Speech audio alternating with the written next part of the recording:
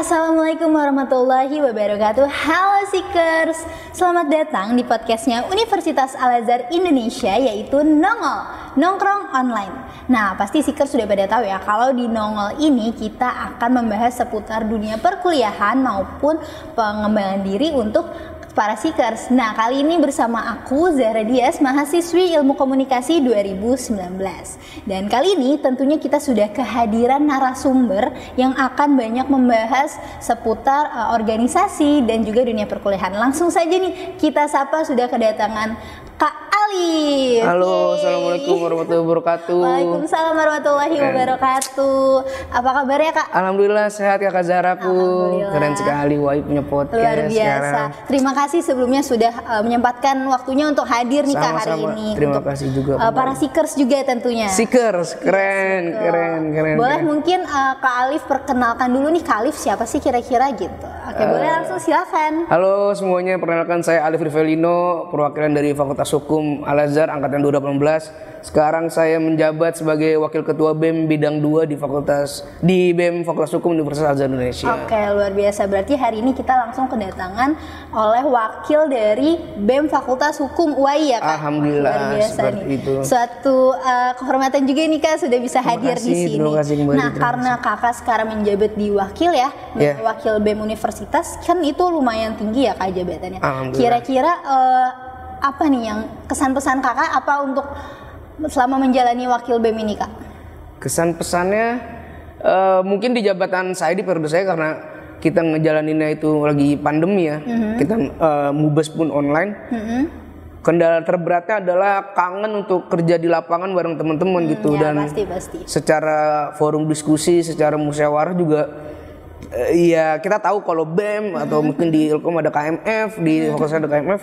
Yang dicari dari organisasi adalah duduk bareng, kita mecahin sebuah ide bareng, brainstorming bareng. Nah, hal-hal kayak gitu tuh yang mungkin buat saya kesan pesannya nggak begitu berasa, dan itu benar-benar dikangenin sama saya. Beda mungkin karena dulunya kan pas di periode awal karena offline, wah enak tuh kita diskusi, ada debat, ada segala macam. Nah, sekarang. Nah, selama online ini berarti ada strategi baru atau mungkin gimana nih cara Kakak selama di online? Mungkin untuk para Seekers banyak yang bertanya kan, jadi bahan pertimbangan kira-kira worth it nggak sih masuk organisasi di masa online ini gitu Kak?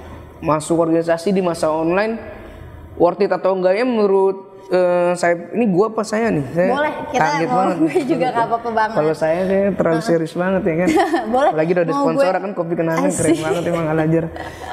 Ya gimana tuh Kak? Kalau gue pribadi strateginya adalah worth it nggak worth itnya tergantung lu bisa jadi apa di tempat itu.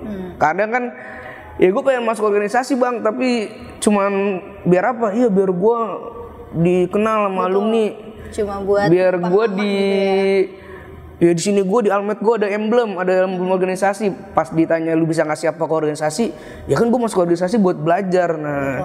Nah buat gue strateginya adalah kalau online gini udah organisasi lain jangan cari kader-kader yang mau belajar, carinya malah kader-kader yang emang udah siap. Kalau kadernya yang mau belajar itu mah kemarin-kemarin tuh pas offline kita masih bisa santai jalannya. Kalau buat gue strateginya selama online ini, jalannya tuh gue selalu bilang sama anak-anak gue 3 kali lebih cepat langkahnya, 20 kali langkahnya lebih cepat, 10 kali lebih cepat. Karena musuh terbesar online kan penyakit entar aja tuh. Betul. Ya bang, ntar di post, ya bang, ntar di rapatin di Zoom, tapi nggak dijalanin gitu. Berarti dari diri sendiri juga harus ada keinginan yang besar ya Kak ya. Betul. Untuk mau belajar, karena di online ini menurut aku pribadi juga kita nggak bisa ngandelin orang atau ngandelin sesuatu gitu ya Kak. Harus dari diri kitanya sendiri nih gitu. Sesimpel kalau lu sekarang di masa online mau masuk organisasi, kalau belum ngerti caranya download Zoom atau masuk ke Google Meet sih jangan dulu deh kayaknya. Karena itu tuh bisa ngeliat dari hal sepele tuh biasanya tuh. Ntar kita ngasih link Zoom, dia panik, bang ini gimana caranya? Kalau ngomong masih di mute rata itunya. Nah itu kelihatan tuh kader-kadernya bisa nggak ditaruh di jadi masa harus online. Lebih bisa improve diri sendiri ya Kak. Apalagi sekarang udah zamannya digital juga. Ya mungkin karena offline, karena kita sering ketemu, kita nih yang di atas nih BPH-nya bisa ngedidik bener, ngenempa nih kita hari ini ngeliat perkembangan dia. Tapi kalau online kan enggak, ketemu ya di Zoom, di chat, yang susah nempanya juga gitu. Nah mungkin untuk para mahasiswa baru kan juga dari peralihan dari sekolah ke kuliah nih Kak. Bener. Terus mereka mau masuk misalkan masuk organisasi. Kira-kira buat mereka nih nilai-nilai apa sih Kak yang ingin yang kalian nih harus punya loh Seekers gitu untuk masuk ke organisasi gitu. Apa ya? Kalau gue simple sih, gue selalu bilang sama kader gue, lu orangnya ngomong doang apa enggak? Kalau cuma ngomong doang, minggir dulu. Gue nggak bisa kerja sama yang ngomong doang. Intinya kalau buat gue yang paling cocok adalah etos kerja, kelihatan. Etos kerja betul. Orang yang punya etos kerja, yang dikit ngomongnya tapi tiba-tiba proposal udah jadi, dek presentasi udah jadi. Nah orang-orang kayak gitu tuh. Berarti yang dibutuhkan aksi nyatanya ya. Aksi nyatanya. Apalagi udah mulai masuki jadi mahasiswa. Nggak boleh cuma ngomong doang, bener nggak sih Kak? Kalau lu masih marah sama dosen lu gara-gara nilai lu jelek, padahal lu nggak pernah buka student desk, nggak ngerjain tugas, nggak pernah ngerjain e-learning, ya jangan masuk ke organisasi dulu kayaknya. Berarti mungkin poin yang pertama aksi nyatanya ya kayak aksi nyatanya, kepekaannya betul, kepekaan dan inisiatif. Betul. Ya. Terus kira-kira nilai apa lagi tuh Kak buat mahasiswa kayak dengan begini aku bisa nih masuk organisasi gitu. Apa ya nilai mahasiswa? Kalau lu kadang kan kalau gue percaya sih kita kadang akan ngumpul sama orang yang akhirnya satu frekuensi. Betul. Nah kalau lu udah ngerasa lu ada di circle di mana lu gak masuk di frekuensi itu, berarti lu harus cari frekuensi lain. Nah sekarang pertanyaannya, lu udah di frekuensi yang cocok belum? Kalau ternyata oh iya gue belum sama frekuensi yang cocok deh kayaknya, pas dilihat kanan kiri lu gak ada yang masuk organisasi. Nah itu berarti nilai yang cocok ada di lu tuh, lu udah sadar bahwa frekuensi lu adalah untuk jadi organisatoris yang baik gitu. Tapi biasanya juga ada mahasiswa yang ikut-ikutan organisasi. Nah itu gimana tuh Kak? Nah makanya kalau kami di BEM Hukum tegas. Jadi kita biasanya 3 bulan 4 bulan tuh dari shuffle. Kalau udah kelihatan 2 bulan 3 bulan nih anak rapat nggak pernah datang, nggak pernah nyumbang apa, SP1, SP2 keluar. Atau mungkin dari SP1 ditanya, ini udah kelihatan 2 bulan nggak kerja, bener mau gabung apa enggak? Kalau dari situ jawabannya udah enggak, ya udah silakan kita keluar dulu aja. Berarti yang dia ambil juga komitmen ya Kak? Komitmennya bener. Ya. Berarti nilai pentingnya juga yang bisa Seekers cari tahu itu komitmen, harus punya aksi nyata tadi, terus komitmen inisiatif gitu ya. Ya gue rasa semua aspek di dunia kampus ya dasarnya komitmen. Lu mau kuliah nggak mau bangun pagi ya lu punya komitmen kalau lu harus bangun pagi. Lu mau kuliah nggak mau ngerjain tugas lu mesti punya komitmen kalau lu ya harus ngerjain tugas, namanya mahasiswa. Gitu sih. Nah mungkin itu tadi nilai-nilainya. Kalau sekarang nih Kak Alif selain di organisasi ada nggak sih Kak di kehidupan? Udah seneng gua ke skip tadi pertanyaan nomor 1. Kehidupan lain gitu, maksudnya bukan kehidupan lain, adalah artian kesibukan lain gitu. Selain di organisasi tuh apa, selain kuliah juga kan tentunya gitu. Nah sekarang alhamdulillah lagi udah 9 tahun jadi seorang stand up komedian. Luar biasa. Terus kemarin dapat rezeki gabung di Suci Kompas TV juga. Alhamdulillah. Iya, sekarang lagi bolak-balik di podcastnya Bang Raditya Dika di YouTube-nya. Gitu. Sama lagi ada program di TVRI Serambi Islami jadi co-host di sana. Wah, ini luar biasa nih, kita kedatangan artis juga ya kayaknya Seekers. Jangan begitu. Jadwal syutingnya udah tinggi nih kayaknya. Nah, ini saya panik sebenarnya nih. Kenapa tuh Kak? Karena semenjak saya masuk Kompas TV, Instagram saya di follow sama Pak Asep. Wah. Jadi kadang saya kalau story galau-galau tuh scene pertamanya A_Saifuddin. Gitu. Saya maaf Pak Asep ya kalau saya suka repost lagu 420 di Instagram, saya nggak maksud. Saya panik banget. Jadi sad boy gitu kelihatan. Iya, malu kan kelihatan rektor. Katanya wakil BEM Hukum, tapi sad boy ya kan. Kalau nge-repost rintik seduh kadang sedih saya. Maaf Pak Asep ya, saya nggak enak banget nih. Gitu. Iya. Wah ini berarti kita selain di organisasi ini, kakak memang punya kesibukan lain ya. Kesibukan lain dalam artian memang ini termasuk jadwal yang lumayan padat juga gitu. Nah kira-kira nih Kak, gimana sih cara memanajemen waktu biar semua tuh tercukupi gitu, mulai dari kuliah, organisasi, apalagi di organisasi kakak menduduki jabatan yang lumayan tinggi gitu. Itu kira-kira membagi waktunya kan biasanya Seekers kayak nggak mau ntar nggak bisa ngebagi waktunya gitu. Nah, ini disclaimer dulu ya. Gue nggak sesempurna itu ya di BEM, makanya takutnya kan ntar ada si Alif nih ngomong-ngomong ini gitu kan. Gak apa-apa kan kita di sini sharing gitu. Kuncinya adalah kalau ditanya Bang gimana cara bagi waktu, gue selalu bilang sama adik-adik gue atau teman-teman organisasi, tahu lu berdiri di atas mana. Misalnya sekarang, begitu gue udah pakai PDH BEM, masuk Al-Azhar, gue tahu bahwa hari ini gue di depan kamera, di depan teman-teman Seekers, di depan Zara, gue berdiri sebagai wakil ketua BEM. Berarti dari cara gue ngomong, cara gue ngeluarin pendapat, cara gue berargumen sebagai wakil ketua BEM. Begitu gue keluar, nongkrong di depan, makan di Masno, makan di ayam bakar, ya gue memposisikan bahwa sebagai Alif, abangnya ada adik gue yang nongkrong, yang ada adik gue bisa bercanda, sharing sama gue. Tapi begitu gue udah di depan TV, udah di depan platform, ya gue memposisikan gue sebagai stand up comedian yang gue bercanda, yang segala macam. Karena akhirnya ketika lu nggak tahu lu berdiri di mana, 3 aspek itu akan kecampur dan enggak jelas. Begitu gue sekarang harus berdiri sebagai wakil ketua BEM, terus gue memposisikan gue sebagai seorang stand up comedian. Begitu gue berdebat, gue bercandain itu lawan debat gue.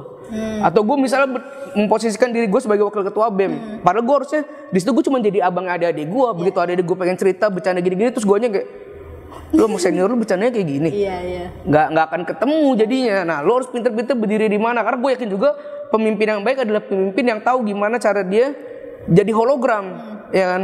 Cara gue ngomong sama Zara kayak gini, tapi tadi cara gue ngomong sama adik gue yang satu kayak gini, cara gue ngomong sama senior gue yang ini kayak gini, cara gue ngomong sama dosen gue yang ini kayak gini. Bahkan ngadepin dosen kan juga cara ngomongnya beda-beda kan. Ada dosen yang emang ada yang demennya di, ya ibu emang cantik banget bu, gini-gini, tapi ada yang harus, ya pak saya salah, saya nggak tugas yang gitu. Jadi kuncinya lo harus tahu lo lagi berdiri di atas mana. Bisa menempatkan posisinya ya kayak. Iya, bahkan gue kadang kalau rapat BEM gini, daripada itu adik gue atau teman-teman jajaran gue bohong misalnya, gue nggak bisa ikut rapat bang, badan gue sakit. Padahal gue tahu nih anak pengen cabut sama ceweknya.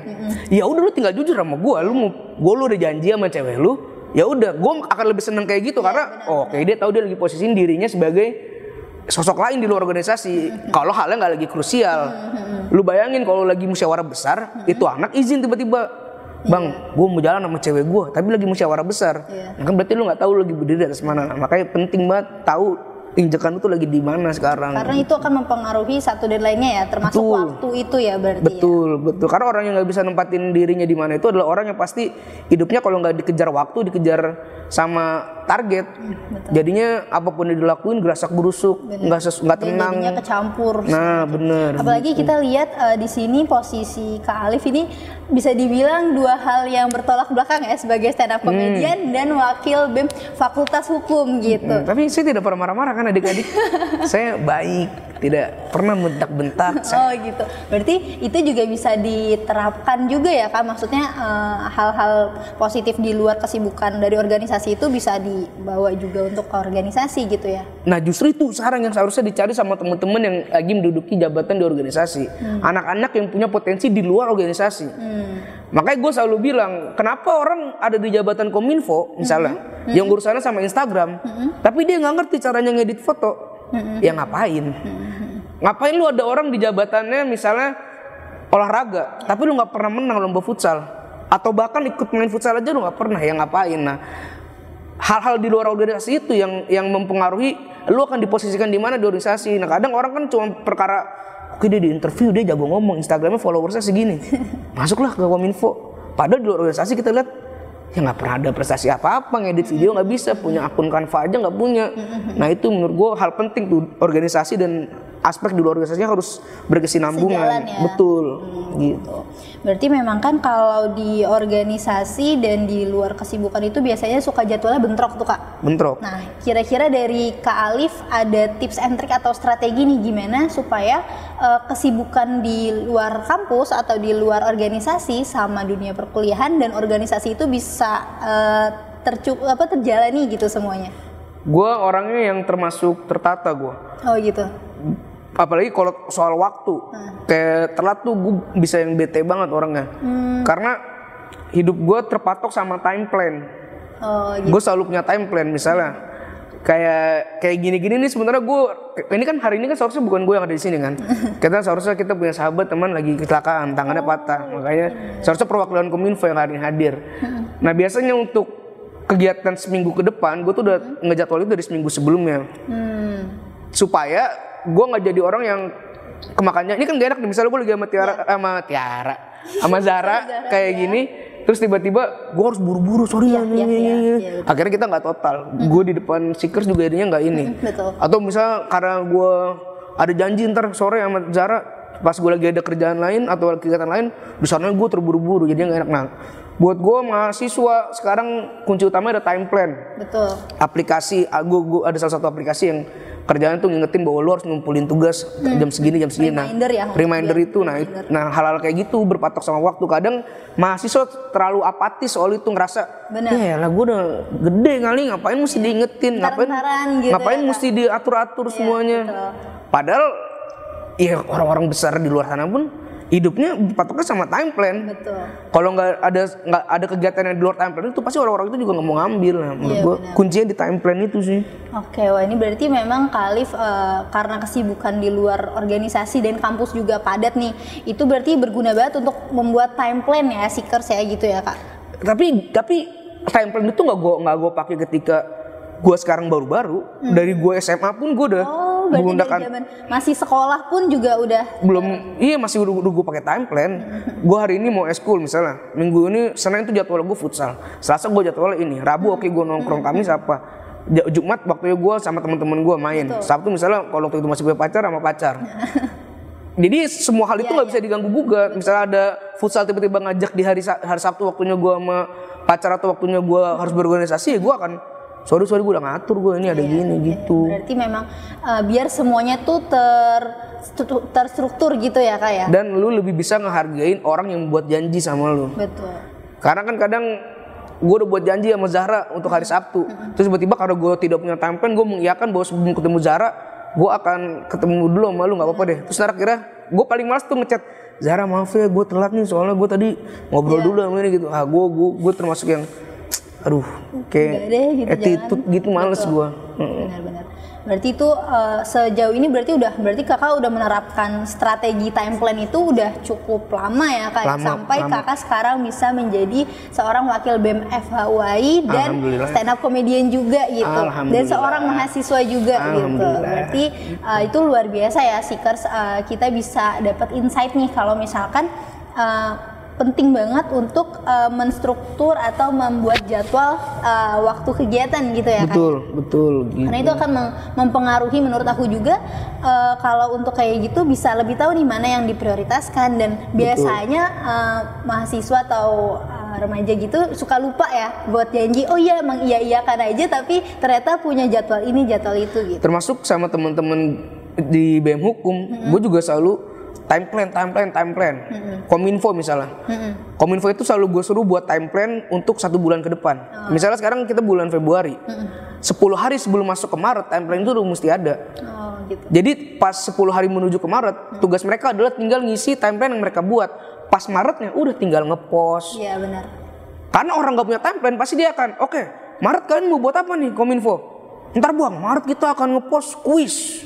Kita akan ngepost video olahraga Bang. Oke udah Maret, karena dia gak punya time plan. Bentar Bang, videonya masih dikerjain. Iya, jadi nggak terstruktur ya Kak ya? Kok belum masih kerjain? Iya Bang, soalnya kita nyantai sih Bang, gak ada deadline gini-gini. Nah begitu ada time plan, 10 hari sebelum Maret tuh kan udah selesai. Lu udah tinggal ngepost aja. Jadi akan kita lebih rapi di Google Drive. Ini time plan tanggal segini misalnya 11 Maret. Udah langsung di bawahnya ada posting, ada apa yang di post 11 Maret, ini captionnya. Udah tinggal di BEM kita punya admin udah tinggal tuh buka tuh Google Drive-nya, ngepost ini, udah tinggal naikin di Instagram, approve, oke, naik udah gitu. Lebih apa ya, lebih nggak ada alasan untuk entar jadinya gitu. Ya berarti memang itu juga kunci untuk biar semuanya, kadang ada yang miss gitu ya Kak, saking banyaknya dia job desk atau banyak yang harus dikerjain, jadi kayak oh yang ini miss dan jadi ketunda gitu. Ada satu quotes yang buat gue tuh beneran kepukul banget, itu dari Panji Pragiwaksono. Dia bilang, rubah kata nanti menjadi masih harus. Jadi kalau nanti lo kan gampang nyepelein, iya rubah kata tinggal menjadi masih harus. Iya kok tinggal bikin caption kok Bang.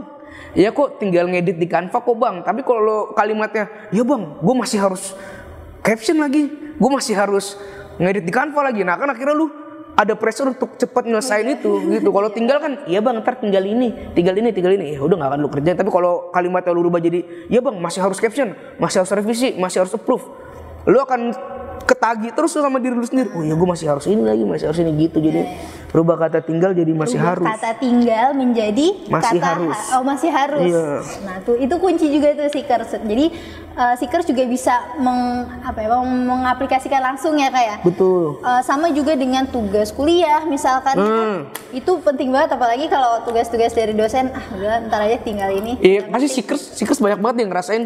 Gue udah ngerjain tugas begadang segala macam terus karena lu bilang yaudah tinggal gue upload ya nanti pagi di learning. Akhirnya lu bablas. Iya betul. Ngulang deh lu 1 semester kuliah lu matkul itu. Lalu kalau lu bilang sebelum lu tidur, oh ya gue masih harus lagi ngupload ke e-learning, udah lu pasti nggak akan tidur, lu akan masih harus ngupload itu ke e-learning sampai lu tidur. Gitu. Oke, itu tadi lumayan nyantol banget ya Seekers ya tentang tentang strategi yang dipunyain Kak Alif nih untuk Seekers semuanya. Nah, selama kakak menjabat di organisasi itu sudah berapa lama Kak kira-kira? Kita periode ada karena pandemi lama ini, kita lumayan lama. Setahun 2 tahun ada putih. Satu setengah tahunan. 1,5 tahun. Selama 1,5 tahun kakak menjabat nih di Wakil BEM FH UAI, kira-kira ada tantangan atau hambatan dari Kak Alif sendiri nggak selama di organisasi ini? Masuk organisasi itu tantangannya apa sih Kak? Gitu. Jaga mood teman-teman untuk tetap jalan bareng. Karena gue yakin banget ketua BEM tugasnya itu adalah eksekutor. Ketemu orang ini, ketemu siapa, nyuruh apa, gagasin apa. Nah wakil ketua BEM tugasnya tuh paling simpel, jaga bensin mobilnya, ya kan? Karena kadang ada mobil punya roda 4, ya kan? Misalnya divisi ini pengen jalan ke sini, divisi ini pengen jalan ke sini, udah punya tujuannya, ketua BEM udah mau nyetir, tapi bensinnya nggak ada, atau ngebut di awal ya kan, di masa periode 2 bulan ngebut, pas ke atasnya sampai lulus hilang, udah kemakan sama seleksi alam.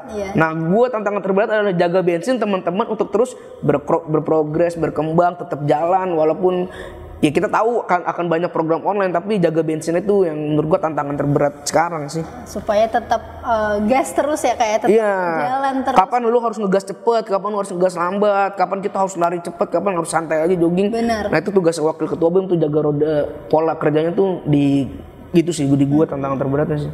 Dan menurut aku juga ini nggak cuma sebagai leadernya aja ya kayak, tapi sebagai mungkin kalau Seekers nanti bergabung di organisasi kan mereka akan jadi anggota gitu. Anggota. Nah, bener. Sebagai anggota juga bisa juga mereka menerapkan untuk tadi menjaga mood, walaupun mungkin menjaga mood anggota tapi menjaga mood diri sendiri juga itu bisa ya kayak. Penting banget karena gue selalu bilang ya semua tuh berkesinambungan. Betul. Sekarang kita kerja berempat, kalau yang satunya bete, yang 3 ikut bete. Benar. Percuma yang 3 senang-senang ketawa-tawa, tapi yang satu diajak ngobrol cuma cemberut. Kalau bahasa anak jaksa sekarang silent treatment ya kan, ngasihnya silent treatment ya kan, ditegur dikit sama wakilnya. Ya bang, ntar gue kerjain. Tapi pas ngerjain nggak mau diajak ngobrol, nggak ini. Bete jaga moodnya ini. Ya ntar dulu lah. Atau karena dia ngerasa misalnya ini penyakit banget nih, ini di BEM penyakit nih. Ketua divisi misalnya, kita sebagai wakil ketua BEM negor anggotanya, ketua divisinya nggak terima. Gitu. Wah, ini salah gua bang, gua yang tanggung jawab semuanya. Jadi moodnya kan semua tugas anggotanya jadi dikerjain sama ketua divisinya. Itu tuh tantangan terberat tuh di organisasi biasanya tuh. Saling naruh badan bagus, cuman akhirnya lu membuat anggota lu nggak akan berkembang. Betul. Karena lu tutupin mulu di depannya. Ini salah gua, wajar bang, mereka masih anggota baru gini-gini. Ya nggak akan berkembang tuh anak di bawah lu gitu. Jadi kadang kita membackup kerjaan orang bukan berarti juga selalu bagus ya. Lu nggak akan jadi pahlawan, lu malah jadi toksik buat orang itu. Gue selalu bilang gitu. Lu sekarang gini, lu ngerjain tugas anggota lu yang nggak selesai, lu nggak keren di mata gua. Lu toksik. Gue mau dia yang nyelesain supaya apa? Dia tahu sama yang namanya tanggung jawab. Malah makanya kadang ketua divisi yang di bawah bidang gua suka sakit hati tuh. Udah capek-capek gue ngerjain bang, tapi nggak lu terima, maunya malah dari dia yang telat. Yang apa-apa, gue mending lu telat tapi lu sadar tanggung jawab daripada lu telat terus lu ngorbanin orang lain untuk ngerjain PPT lu ngerjainnya. Enggak, gue benci banget tuh yang gitu-gitu tuh. Jadi juga jangan terlalu banyak mengambil porsi orang lain juga ya. Bener. Ya makan santai-santai aja. Porsi gue segini, porsi lu segitu. Kalau dia nggak habis ya udah. Gitu. Tapi kalau dia makannya kurang juga nggak harus lu tambahin kan. Iya, siapa tahu emang dia porsi makannya sedikit gitu. Nah itu benar-benar kompleksitas di organisasi juga ya. Iya bener. Nah mungkin kalau ringkasnya nih Kak, untuk dari kakak nih sebagai dulu kakak pernah menjadi anggota di organisasi juga? Oh, pasti dong. Pernah ya? Pasti. Nah, itu kira-kira kakak nih dari awal masuk organisasi itu apa sih kak yang kakak terapkan gitu? Terapkan apa nih dalam artian sebagai anggota ya, karena mungkin Seekers masih nyari-nyari informasi nih untuk masuk organisasi. Itu basic awalnya nih kita masuk di organisasi itu pasti butuh penyesuaian. Gak tahu ya, mungkin karena gue tuh jadi organisator sudah dari gue orangnya seneng banget berorganisasi. Oh gitu. Dari SMP tuh gue udah ketua OSIS. Oh iya. SMA gue wakil ketua MPK. Oh luar biasa berarti. Makanya begitu masuk ke kampus ditawarin jadi wakil ketua BEM, gue seneng banget karena gue orangnya seneng kerja tuh, tapi yang tangan gue tuh begini, jadi kanan kiri tuh oh ya masih ada kominfo di sini gue masih anak Polkum. Nah begitu jadi anggota kuncinya satu, sadar posisi lu. Lu kadang jadi anggota nggak sadar posisi. Mau anggota tapi kerjanya mau ikut rapat sama BPH, anggota tapi kerjanya cuma pengen didengar, padahal buat gue jadi anggota fungsi lu dengerin aja dulu BPH lu ngasih arahan apa. Bukan berarti BPH lu orangnya egosentris. BPH lu itu udah orang yang kerja lama sebelum lu, udah ada pengalaman sebelum lu. Tugas lu adalah sebagai anggota jadi pembeda, jadi orang yang ngasih sudut pandang lain. Nah makanya gue selalu begitu interview anak-anak BEM, gue selalu cari orang yang punya banyak sudut pandang. Biasanya terlihat dari Instagramnya tuh. Gue sering banget masuk BEM buat Instagramnya. Highlightnya isinya apa? Followingnya siapa? Begitu, oh dia followingnya ternyata ada band. Tapi bandnya band yang di luar kesukaan kita nih misalnya. Udah bukan band-band pop. Dia nge-follow band luar negeri gini. Oh ini anak berarti punya taste. Ini anak punya sudut pandang lain. Oh dia ternyata follownya ini pejabat-pejabat politikus misalnya. Tapi politikus yang benar-benar kita nggak tahu dia siapa. Oh berarti ini anak emang punya sudut pandang lain, punya selera lain. Nah, tugas lu jadi anggota adalah jadi pembeda dan jadi pembuka sudut pandang untuk abang-abang lu di BPH.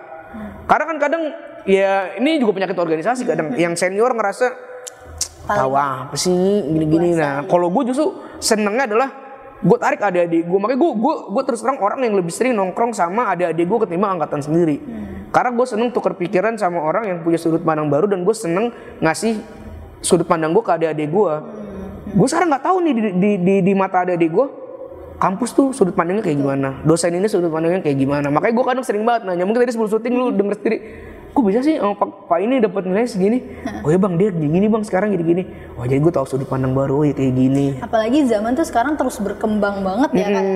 Perlu juga kita tahu kadang mungkin di angkatan kita sama angkatan bawah tuh beda gitu untuk eksekusinya atau penyelesaiannya gitu. Nah, makanya permasalahannya juga beda. Yang gue seneng dari Fakultas Hukum adalah kita mengesampingkan senioritas, mengedepankan kekeluargaan. Begitu kita udah duduk diskusi bareng, diskusi forumnya ya, bukan emang lagi sosialisasi biasa, diskusi. Udah nggak ada tuh lu senior gua ini. Ada tapi sebagai respect. Tapi begitu pendapat, ya udah gue denger pendapatnya Zara sebagai Zara individu, gue sebagai Alif individu, bukan Zara junior gue senior lu. Nah itu yang gue seneng di hukum tuh. Makanya kadang banyak kalau di sejarah BEM hukum sering banget ketuanya itu angkatan yang lebih tua, wakilnya angkatan lebih baru. Periode sebelumnya tuh gitu. Ketuanya 2014 ada Bang Fadul, wakilnya adalah Bang Faras 2016 ya, yang notabene 2 tahun lebih di bawahnya. Karena supaya apa? Gue dulu ngeliatnya, oh ini mah genap banget nih biar mendominan. Itu orang yang pendek tuh pikirannya dulu, maba biasanya. Padahal kalau lu buka, oh iya juga Bang Fadul pengen tahu nih, yang bawah nih maunya apa. Yang bawah nih kebutuhannya apa? Karena kan kita kadang nggak tahu kebutuhan adik-adik kita gara-gara kita senior, adik-adik kita segen. Bener. Nah gue tuh pengen jadi organisatoris yang bareng adik-adik gue. Saya kira, ya bang di angkatan gue masalahnya ini bang. Kita kalau organisasi takut nggak bisa bikin proposal gini-gini. Akhirnya komunikasinya jadi sehat gitu. Benar-benar, berarti kita juga bisa lihat sudut pandang angkatan bawah, misalkan ya angkatan baru. Bener. Gue jarang bilang angkatan bawah sih. Gue selalu bilang sudut pandang terbaru sih sama adik-adik gue, jadi gitu. Luar biasa, berarti dengan kayak gitu kan bisa juga bertukar pikiran, bisa juga saling sharing juga ya, bener. Kadang di organisasi penyakitnya adalah adik-adik lu jadi takut ngeluarin pendapat. Nah di BEM hukum nggak ada yang kayak gitu. Ya gitu sih buat gue. Jadi bisa untuk nggak cuma sharing aja gitu ya kak. Nah betul. karena tadi udah banyak banget Kak Alif sharing ya tentang organisasi dan juga kehidupan di luar itu. Nah kira-kira dari Kak Alif sendiri ada nggak sih yang ingin disampaikan untuk seekers nih gitu tentang organisasi ini atau tentang dunia perkuliahan ini gitu Kak? Silakan. Buat seekers sekarang penyakit maba, berhenti jadi orang yang ngambil keputusan karena orang lain. Tuh. Karena buat gue, setiap lu ngambil keputusan yang lu cari pertama bukan benefitnya, tapi alasan lu ngambil keputusan itu. Kenapa sekarang Zara berdiri sebagai host di acara Nongol? Lu mesti tahu alasan itu. Karena ketika nanti lu ketemu titik jenuh, lu akan balik ke alasan itu. Masih ada nggak ya alasan gue ngambil ini? Kalau nggak ada ya tinggalin. Kalau masih ada ya jalanin. Kadang banyak banget gue ngeliat maba-maba yang hidupnya tuh ngawang. Iya. Ya bang, masih belum tahu. Ini mah gara-gara disuruh senior gue yang ini bang, gara-gara abang gue masuk ini bang, gini. Ya lu ngapain lu masuk BEM? Ya nggak tahu bang, nggak ada alasannya sih gini. Ya ngapain? Sesimpel lu ngapain nongkrong misalnya di depan gini sampai subuh gini. Gue orangnya nongkrong sampai subuh di kampus. Tapi kalau tanya alasannya ada gue. Gue nggak cuma nongkrong, gue sama alumni gue ngomong, bang hari ini lu habis dari pengadilan mana bang? Abis dari pengadilan sini, Lip, gue abis kasus ini. Bang, itu kalau kasus gini ngadepinnya gimana, Bang? Gue orang yang kayak gitu. Jadi kalau orang marahin gue, Lip kerjaan nongkrong di kampus sampai pagi, ya gue punya alasan. Gue belajar sama abang-abang gue. Gue bedah kasusnya, bedah perkaranya, segala macam kok. Nah ada, tapi ada juga orang-orang yang nongkrong jam 4 subuh. Gue pengen hari aja, Bang. Emang biar kelihatan aja bang, gue sama senior nggak kelihatan cuma anak rumahan kupu-kupu gini. Ntar kalau ada apa-apa kan gue yang dicari bang. Kalau ada masalah kan gue yang maju paling depan gitu. Itu di SMA. Iya, di kampus ngapain? Di mahasiswa sudah harus tahu potensi dirinya juga ya, kayak mau kemana jangan ikut-ikutan juga gitu kali ya. Kalau kata Bang Panji ya, manfaatkan 3 menit terbaik dalam hidup lu, karena lu nggak tahu 3 menit itu bisa jadi apa. Betul. Sekarang gue nggak tahu nih, dari tadi gue ngobrol sama Zara 3 menit mana yang dipotong sama orang masuk ke TikTok. Ya kan? Iya benar. Siapa tahu dari quotes-quotes tadi 3 menit dipotong sama orang masuk ke TikTok, dan itu yang ngebuat gue nanti buka rezeki lagi ke depannya. Betul. Dan juga mungkin bisa jadi informasi tambahan buat seekers. Oh ya, gara-gara omongannya Kak Alif jadi termotivasi gitu. Bener, kan bisa kita nggak tahu kan 3 menit berharga dalam hidup gue. Gue nggak tahu sekarang misalnya ada adik gue ada yang nonton di belakang kamera, 3 menitnya mereka nonton di sini, siapa tahu. Oh iya, gue inget Kak Zara pernah ngomong gini, Ali pernah ngomong gini. Jadi ntar kalau gue ada masalah, gue tahu cara ngadepinnya kayak gini. Ya kan? Makanya itulah kenapa kita juga ada Nongol di sini ya. Keren. Luar biasa. Oke, kalau gitu mungkin boleh juga di-share Kak mengenai informasi Instagram dari BMFH. Boleh buat teman-teman seekers biar follow nih BMFHY. BMFHY keren Instagramnya, terbaik. Di mana bisa di-follow di @BMFHY ya kan? Bener kan? Follow ya seekers @BMFHY. Di situ bisa banyak informasi tentang Fakultas Hukum UAI juga. Kita juga punya account line. Benar ada di BEM FAUI di Instagramnya, ada di tagkan di bio-nya tuh ada. Juga kita punya ada UAI Law School. Instagram itu yang ngurus adalah sekretariat. Sama kita juga punya namanya Kompas FAUI, itu dimana kalau kalian pengen belajar berdebat, belajar soal tata cara bersidang, kalian silakan follow di Kompas FAUI di situ. Oke, luar biasa. Kita tepuk tangan dulu. Terima kasih banyak Kak Zara. Kita banyak banget dapat insight-nya seekers, dan juga tadi bisa di-follow informasi-informasi yang ada di Fakultas Hukum UAI di sosial medianya Fakultas Hukum. Terima kasih banyak. Terima kasih banyak Kak Zara, terima kasih banyak seekers. Sharing, udah cerita, insya Allah semoga bisa dapat manfaat untuk seekers juga nih ya. Amin. Oke, jangan lupa nonton terus Nongol, nongkrong online Universitas Al-Azhar Indonesia di YouTube-nya Universitas Al-Azhar Indonesia, dan jangan lupa untuk like, comment, dan subscribe. See you.